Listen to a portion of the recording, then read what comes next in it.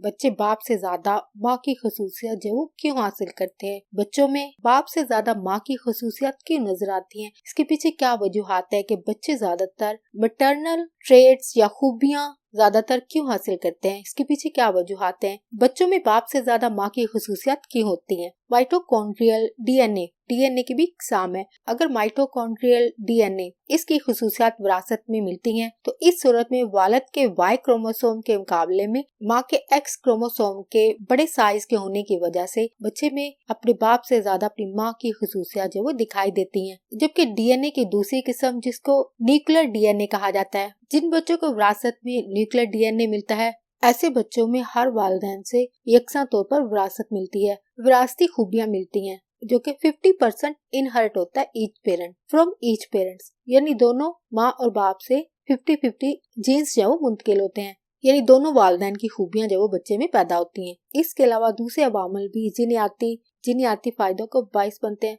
Genetic यानी जीनियाती फायदों को बाइस बनते हैं जो कि मर्दों में ज्यादा वाज़िया नजर आता है।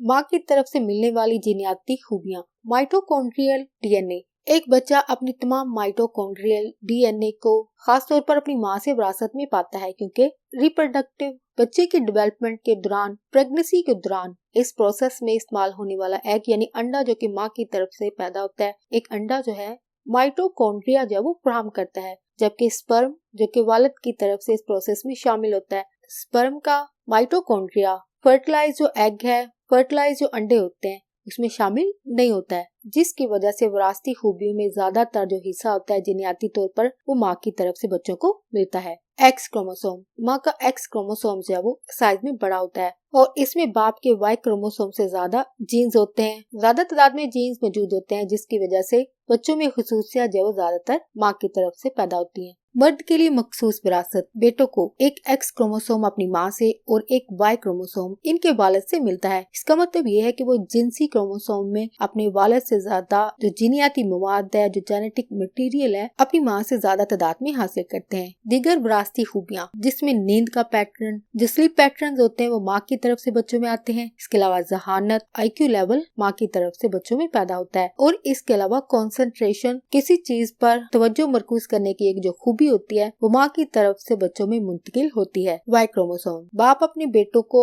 वाई क्रोमोसोम जो वो मुंतकिल करते हैं, ट्रांसफर करते हैं, जो कि मर्द की मखसूस जो खुसूसियात होती हैं उसके लिए वाई क्रोमोसोम जो वो जिम्मेदार होता है। मर्दों में पैदा होने वाली जो मखसूस खुसूसियात होती हैं वो बाप की तरफ से मिलने वाले वाई क्रोमोसोम से पैदा होती है। न्यूक्लियर डीएनए, मजमूई तौर पर दोनों वालिदैन बच्चे के न्यूक्लियर डीएनए में तकरीबन 50% हिस्सा डालते हैं, लेकिन मखसूस खुसूसियात के साथ विरासत में जो खूबियाँ मिलती हैं इस बात पर इन्हिसार होता है कि कौन से जीन्स है वो गालिब हैं, आया माँ के गालिब आते हैं या फिर बाप के, कौन से जीन्स जो हैं डोमिनेंट होते हैं। जिस पेरेंट्स के जीन्स जो है वो डोमिनेंट होंगे उसकी खूबियाँ जो वो बच्चे में ज्यादा नुमाया नजर आएंगी। ऐसा न्यूक्लियर डीएनए बच्चों में डेवलप होने की सूरत में ऐसा होता है।